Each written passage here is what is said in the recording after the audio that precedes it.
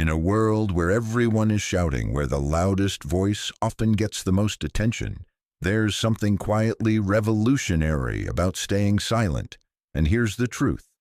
Most people miss. Truly intelligent people protect three things at all costs: their finances, their goals, and their emotions. Not because they're secretive, not because they're cold, but because they understand something that the average person overlooks. What you reveal can be used against you. What you protect becomes your power. We live in an age where oversharing is disguised as confidence. Tell everyone how much you make. Post your plans. Bleed your emotions online, and if you don't, they say you're hiding something. But the wise, they move differently. They know that strength doesn't always speak, and the loudest person in the room is rarely the one in control. Ask yourself, when was the last time your silence made someone uncomfortable? When your calm presence said more than 100 clever quotes ever could? That's not aloofness. That's clarity. Because here's the stoic truth. The person who holds their cards close doesn't lose power. They preserve it. They don't show off their wealth, they let it buy their freedom. They don't announce every dream, they let the results speak. They don't perform their pain, they heal in peace. And while the world rushes to impress, they choose to build in silence. That's why this video is not about how to be seen louder. It's about how to become undeniable through self-discipline, restraint, and inner mastery. So if you've ever felt like your quietness makes you invisible, let me offer you a new lens. It doesn't make you weak, it makes you unreachable. Let's explore the three things the most intelligent people always keep private. Not out of fear, but out of wisdom. And by the end of this video, you might start choosing silence not as an escape, but as your sharpest edge. Let's start with a simple but uncomfortable truth. The moment you reveal how much money you make, people stop seeing you. They start seeing a number, a target, a transaction. You might think that being open about your income is a sign of confidence, that it's empowering to say, here's what I earn, here's what I own, here's what I've achieved.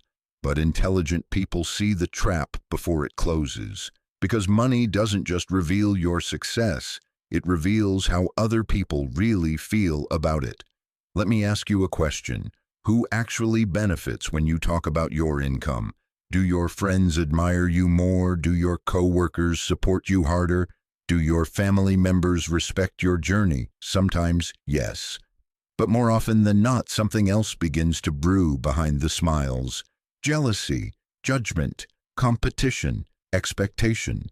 And the people you thought were rooting for you, they begin to keep score. They stop listening with curiosity and start calculating where they stand in comparison. This isn't just theory, it's human psychology. And if you're not careful, your openness becomes an open invitation for interference. Suddenly, your success is on trial. People ask, how did you afford that? Why haven't you donated more? You must be doing something shady, so you think you're better than us now. Each one of those questions isn't curiosity, it's control. And the moment you start defending your financial life, you've handed over power you never needed to give. Marcus Aurelius, Emperor of Rome, the most powerful man of his time, never flaunted his wealth or his influence. He lived with humility, wrote with honesty, and ruled with restraint. Because true strength doesn't need an audience. It needs focus.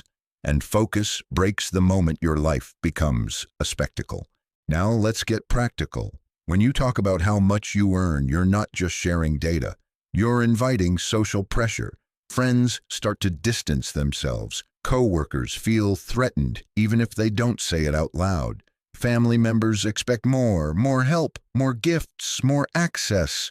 Opportunists start circling people who wouldn't care if you had nothing suddenly want coffee. Seneca, the great Stoic philosopher, once said, "Wealth is the slave of a wise man and the master of a fool." But in today's world, wealth has become something even more dangerous. the bait of the naive.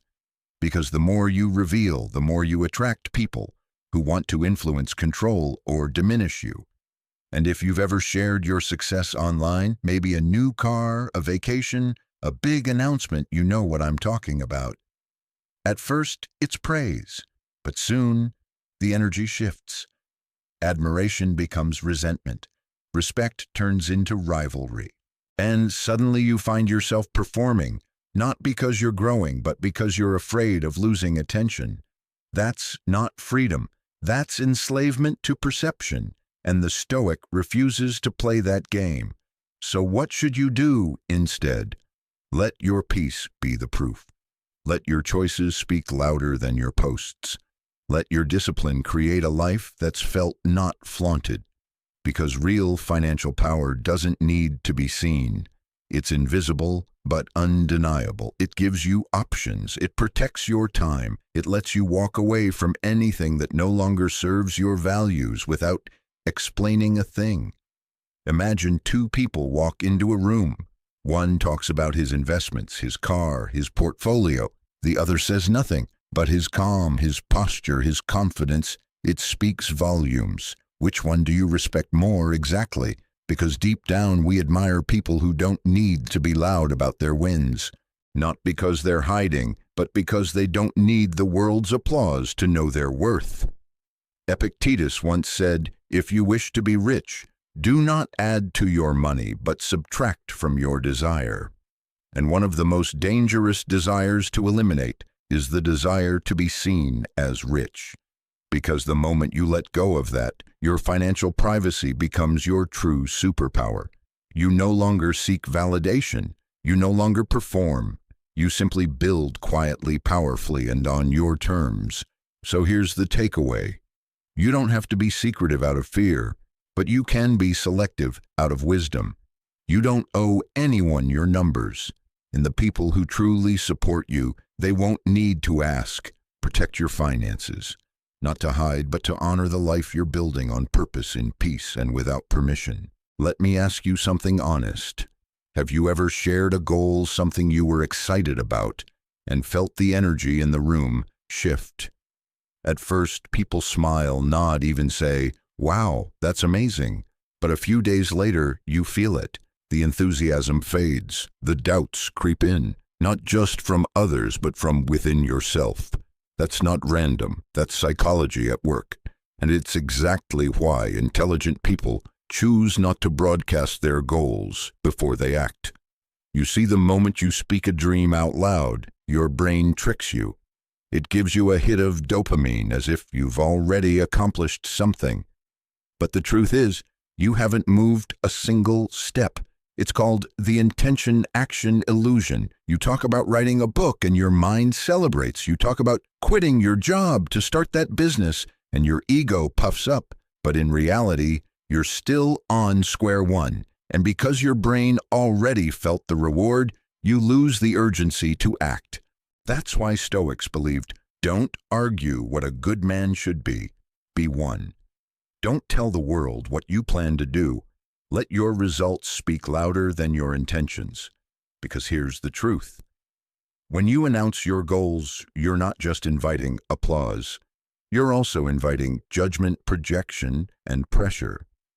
Some people will cheer, but others will start to project their own fears onto you. Are you sure that's a good idea? Isn't that risky? You don't really have the background for that. What if it doesn't work out? They're not trying to destroy you, but they can't see your vision. They only see their own limitations. And little by little, their doubts become your inner voice. Now your ambition, which once felt limitless, starts shrinking to fit inside someone else's comfort zone. That's why intelligent people build in silence. Not because they're secretive, but because they understand that a seed needs protection, not performance. Think about it.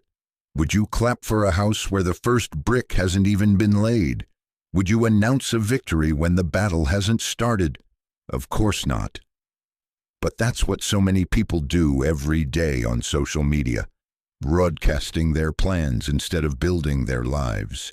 Here's the Stoic alternative work. grind, refine, grow, then speak when the foundation is real. There's a beautiful metaphor here I want you to remember. A lion doesn't roar before it hunts. It watches, it waits, it plans. And then it moves once with precision. It's not about hiding, it's about mastery. Because those who truly know where they're going don't need external validation to start walking. They don't need claps. They don't need consensus. They just need clarity and the courage to keep moving even when no one's watching. So if you've got a goal, a dream you're working toward, ask yourself this: am I sharing it because I want support, or am I sharing it because I want to feel seen? Because if it's the second, you may be trading execution for ego, and that's a dangerous deal. Let people see when it's done. Let them ask you how you did it. Don't invite them to the process if they weren't built to handle the pressure. Your goals are sacred, your mission is personal, and your future doesn't need to be up for debate. So here's what to do. Keep your goals private in the early stages. Protect them like seeds, fragile, growing sensitive to outside noise. Build your life in silence. Let your actions make the noise. Because the world doesn't need another person talking about who they might become. The world needs more people willing to become that person quietly, courageously, and without permission. We live in a time where the louder you cry, the more real people think you are. Where the more you bleed in public, the more applause you seem to get. And don't get me wrong, vulnerability matters. But there's a difference between healing and performing your pain. Intelligent people know this difference. Not every wound deserves a microphone. Not every emotion needs an audience. And not every ache should be passed around like a story to entertain or shock. You see, pain is sacred. And in today's culture of oversharing, we've forgotten that. We're encouraged to post our breakdowns, live stream our losses, and pour our deepest fears into the void of comment sections and timelines, all in the name of authenticity. But ask yourself this: who are you really sharing with and why? Because here's the uncomfortable truth. Not everyone who listens actually hears. Some people just collect your pain like gossip. They're not there to hold space for your healing. They're there to observe, to judge, to store your weakest moments as future ammunition. And if you've ever shared something deeply personal, only to later feel exposed, misunderstood, or manipulated, you know exactly what I mean. It's not that these people are evil, they just weren't the right vessel for your vulnerability. Think of it like this: when you open a wound too soon, it doesn't heal properly. It becomes infected, exposed to the wrong environment. And your emotional wounds are no different. They need warmth, stillness, time, not applause. That's why wise people choose a different path. They bleed in silence. They journal. They meditate. They pray. They talk, if they talk at all, to people who've earned the right to hear their pain. Because not every listener is safe, and not every tear should be turned into content. Philosopher Epictetus once said, "We suffer more often in imagination than in reality." And in today's digital world, we add even more layers to that suffering, not just by imagining it, but by externalizing it too soon, by turning pain into performance. We trade our dignity for dopamine. We get likes, but lose our center. We feel temporarily seen, but rarely feel understood. Let me give you a simple truth. Just because you're feeling broken doesn't mean the world needs to watch you break. You don't have to prove that you're hurting. You don't have to narrate every setback or every breakdown. You don't need validation to begin healing. What you need is privacy. What you need is discipline. What you need is a space where your soul can breathe without being dissected. And that space is sacred. The Stoics believed in protecting your inner world the same way a warrior guards the gates of a fortress. You don't let just anyone walk in. You don't open your doors in the middle of a storm. You keep things close until they're strong enough to stand on their own. That's not secrecy, that's emotional wisdom. Now you might ask, but isn't it unhealthy to bottle everything up? Of course, this isn't about denial. This is about discernment. It's about knowing the difference between bottling and processing, between suppression and sacred solitude. Let's go deeper. Imagine you're grieving. Your heart is shattered. And instead of sitting with the pain, instead of reflecting or journaling or praying, you jump online and spill your trauma to an audience. It feels relieving for a moment. But soon you start seeing comments, advice you didn't ask for, judgments you didn't expect, and worst of all, silence from the people who said they cared. Now your grief isn't just grief. It's public property. That's why intelligent people treat their emotions like gold. They don't spend it freely. They don't throw it around hoping someone will catch it. They invest it carefully, privately in places and people that multiply healing, not confusion. They understand that healing is not a performance. It's a process. And the most powerful comebacks often happen in silence because no one saw them cry. No one saw them crawl. No one witnessed the dark nights when they questioned their worth. They just saw the rise, sharp, strong, transformed. And that's what makes it powerful. The return in silence is often the strongest rebirth. So here's my question to you. Are you sharing because it helps you heal? Or are you sharing because you want to feel seen? Because if it's the second, you're not healing, you're leaking. And leaks never build strength. Instead, choose the stoic path. When the pain hits, go inward, write it down, walk alone, talk to your creator, find a friend who listens with presence, not performance. Remember Marcus Aurelius. He was emperor of Rome. He ruled an empire, yet he wrote in silence for no audience but himself. His meditations weren't meant to be published. They were private reflections, his lifeline, his anchor in the chaos of leadership loss and betrayal. He didn't need applause for surviving. He needed a quiet place to remember who he was. And so do you. Let your calm be the only proof that you've walked through hell and made it back stronger. Not every battle needs an audience. Some victories are sacred, so protect your emotions, honor your pain, and when you rise, do it without noise, because silence doesn't mean weakness, it means wisdom, and those who heal quietly often shine the brightest when they return. So let's take a step back. In a world obsessed with exposure, where people race to reveal everything, what they earn, what they dream, what they feel, the truly wise move differently. They guard three things like sacred fire, their money. Not because they're secretive, but because they've learned that money, when exposed, distorts relationships. It invites judgment, expectation, even quiet resentment. By keeping finances private, they protect peace, not just their own, but everyone's. Their goals, not because they lack confidence, but because they know the moment you speak a goal too soon, you risk turning momentum into performance. Talking inflates ego. Action builds reality. They choose movement over noise.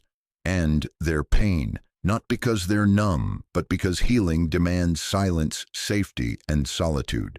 They don't hand their wounds to strangers for validation. They process them in private, so that when they return, they don't need applause. They radiate strength. In a culture of oversharing, of constant noise, silence becomes magnetic. We're drawn to those who don't explain, don't justify, don't beg for attention. Why? Because mystery carries weight, and discretion earns trust. Marcus Aurelius once said, "Be like the rock that the waves keep crashing over. It stands unmoved, and the raging of the sea falls still around it." That's what silence is. It's not weakness. It's unshakable clarity. It's choosing to be grounded instead of reactive. It's knowing that not every part of you needs to be public to be powerful. So if you've ever felt like you need to post your progress to prove your worth, if you've ever been tempted to share your struggle just to feel seen, pause and ask yourself, am I doing this for growth? Or am I doing it to fill a void? Because here's the truth. You don't need to be loud to be strong. You don't need to explain to be understood. You don't need validation to be valuable. You need clarity. And clarity comes when the noise stops. So keep your circle tight. Keep your vision quiet. Keep your soul guarded. And let your life, your peace, your presence, your purpose make the loudest statement in the room.